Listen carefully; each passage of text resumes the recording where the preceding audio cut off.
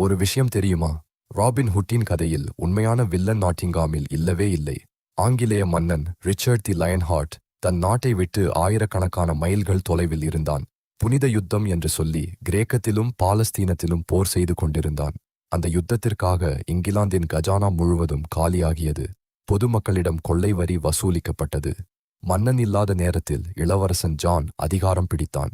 நாட்டிங்காமின் ஷெரீஃப் போன்ற உள்ளூர் அதிகாரிகள் ஏழை மக்களை இன்னும் கொடுமையாக நசுக்கினார்கள். நீதி என்பது பணம் உள்ளவர்களுக்கு மட்டுமே கிடைத்தது.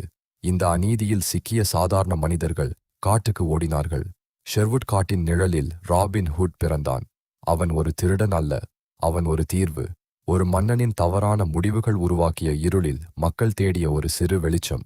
ராபினின் கதை வெறும் அம்புவில்லின் கதை அல்ல, அது அதிகாரம் தவறான கைகளில் சிக்கும்போது என்ன நடக்கும் என்ற கதை.